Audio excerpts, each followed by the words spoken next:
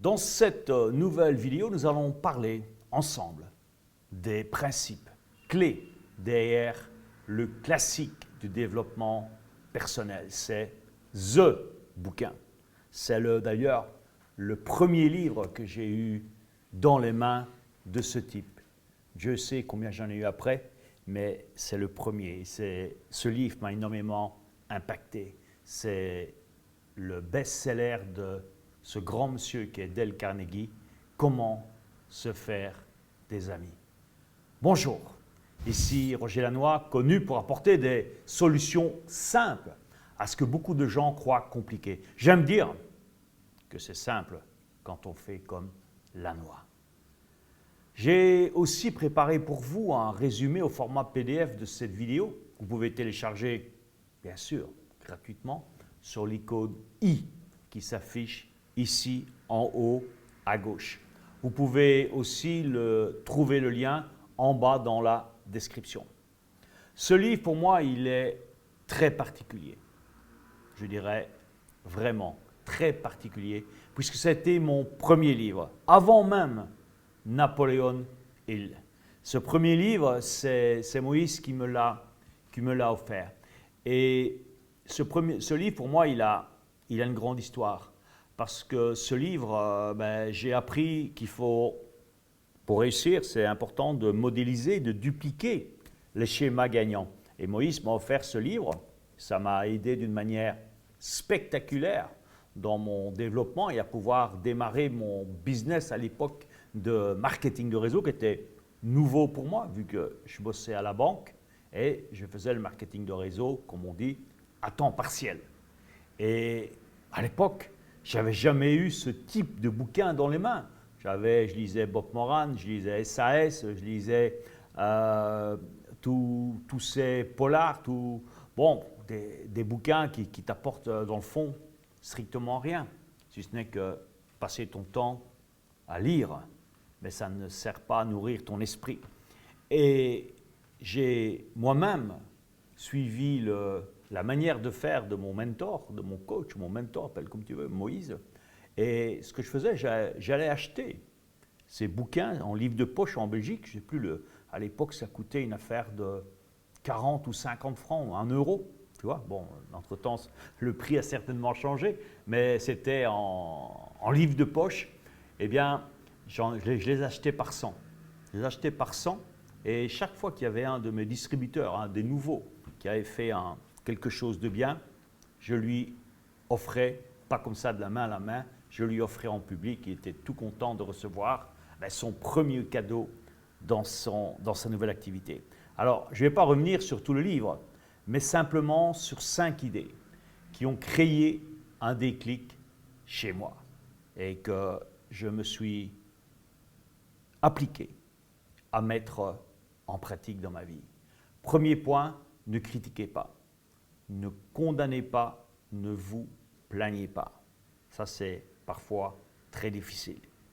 Pas critiquer, pas condamner, pas se plaindre. Ça, c'est souvent le pain quotidien des losers. Va au coin de la rue, va au bar dans n'importe quelle gare du Nord, que ce soit à Bruxelles ou à Paris, eh bien, les gars qui boivent une bière ou un café là-bas, eh bien, qu'est-ce qu'ils font? La plupart du temps, ils critiquent, ils jugent et ils se plaignent. C'est quoi leur vie? Maintenant, je t'invite à aller plutôt voir des gens qui ont du succès. Est-ce que tu crois qu'ils passent leur temps à critiquer à gauche, à droite, à juger, à se plaindre? Non, ils ont autre chose à faire. Leur focus, c'est de faire tourner leur business, c'est de réussir. Le deuxième point, le deuxième principe de base que j'ai retenu, c'est intéressez-vous réellement aux autres. Ça, c'est un point hyper important. Je me souviens toujours, Moïse me disait, quand tu as quelqu'un devant toi, et lui, il avait un t-shirt comme ça dans son bureau, et il me montrait ce t-shirt, un t-shirt blanc, c'était écrit avec des lettres noires. Dessus, c'était « Make me feel important ». Il l'avait mis en anglais parce qu'il avait bossé beaucoup dans les pays anglophones avant. « Make me feel important ». Fais-moi sentir important. Mais pour que la personne en face de vous se sente importante, mais il faut que l'intérêt que vous lui portez soit réel, que ce n'est pas superficiel, que ce n'est pas de la chantilly que vous êtes en train de mettre comme ça sur le gâteau. Non, que c'est vraiment quelque chose de profond. Intéressez-vous réellement aux autres. Quand tu as quelqu'un devant toi, imagine qu'il a un t-shirt sur lequel il est marqué « Make me feel important ». Fais-moi sentir important. Et là, c'est là une des clés pour toi de te créer énormément d'amis. Troisième point, le nom d'une personne, c'est quelque chose qui est hyper important. Le nom d'une personne revêt pour elle de la plus grande importance. C'est un truc que j'ai appris avec Carnegie, ça. Et je me souviens, chaque fois que je faisais un séminaire, j'avais appris un peu de faire les liens mémotechniques pour retenir le prénom des gens. Parfois, j'en loupe encore de temps en temps un, mais je peux te dire que quand je fais des séminaires avec des centaines et des centaines de personnes, je ne vais pas te dire que je retiens les prénoms de tout le monde, mais bon, tu sais que dans un séminaire, il y a des gens qui sont plus proactifs que les autres, tu vois, ou des gens que tu revois régulièrement. Alors quand quelqu'un que tu n'as pas revu peut-être depuis 3 mois, 6 mois, même voire beaucoup plus, et tout d'un coup, parfois ça m'arrive d'avoir des gens que je n'ai pas vus depuis 10 ans. Et tout d'un coup, il me dit Roger, on a plein de résultats et tout, on a envie de venir se remettre dans le bain, on vient faire un séminaire avec toi. Ah, super Pierre, comment tu vas? Et Monique? Ah putain, comment il se souvient de mon prénom? Et celui de ma femme? Ça, c'est juste une question. Les gens me disent, ouais, mais moi, je n'ai pas la mémoire pour. Connerie, bullshit. Si tu t'intéresses aux gens, si tu aimes vraiment les gens, eh bien, tu vas retenir avec facilité leur prénom. Il y a plein de trucs pour le faire. Ce n'est pas l'objet de cette vidéo, mais il y a plein de trucs pour le faire. Je peux te dire que c'est quelque chose, surtout que c'est des gens que tu revois après un certain temps et que tu te souviens de leur prénom, je peux te dire que là, mon vieux, tu as un impact extraordinaire. Quatrième point, respectez les opinions de votre interlocuteur. Il n'y a rien de pire que quand quelqu'un te dit quelque chose, eh bien, tu lui dis qu'il a tort tout de suite. Qu'est-ce qui se passe là? Directement, il se ferme. Tu vas le voir d'ailleurs sur son corps. Si quelqu'un est en train de t'expliquer quelque chose, et toi tu lui dis, attends, c'est une connerie, tu as tort, c'est quoi ça? Il se ferme. Il se ferme comme une huître. Et là, tu as beau chanter Malbrook, tu as beau raconter tout ce que tu veux, eh bien, il est fermé. Il n'y a plus rien qui va rentrer. Respecte son opinion. Ça ne t'empêche pas toi d'en avoir un autre, mais de lui dire avec délicatesse, super, j'apprécie beaucoup ta franchise. Je comprends ton opinion. Je sais pas, personnellement, j'ai peut-être une idée un peu différente. Là, le gars, il va t'écouter. Il va te dire, ouais, c'est quoi ton idée différente de la mienne? Et là, tu peux commencer à l'expliquer. Il y a aussi une phrase clé que je retiens de Dale Carnegie, c'est au lieu de dire « c'est comme ça », c'est avoir cette phrase magique. Testez-la les amis. Qu'en pensez-vous?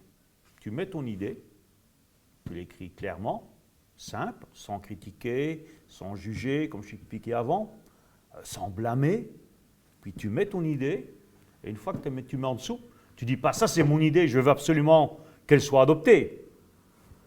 Qu'en pensez-vous? Si c'est à un groupe ou si c'est à quelqu'un individuellement, qu'en penses-tu? Eh bien, la personne va te dire ce qu'elle pense. Et souvent, dans ce qu'elle pense, il y a certainement des idées et des plus qui te seront très utiles.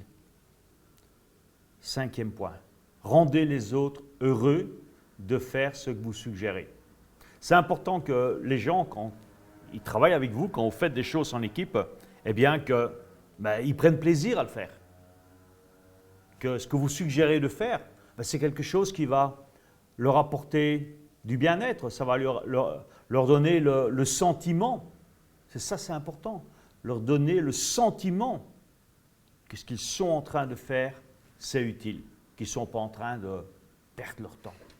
Que c'est utile, et je dirais même plus, que vous êtes fiers de ce qu'ils font. Faites ça avec vos enfants. Dites combien de fois, je le dis en coaching, une petite aparté ici. mais cette idée, elle vient pas de moi, elle vient de Dale Carnegie.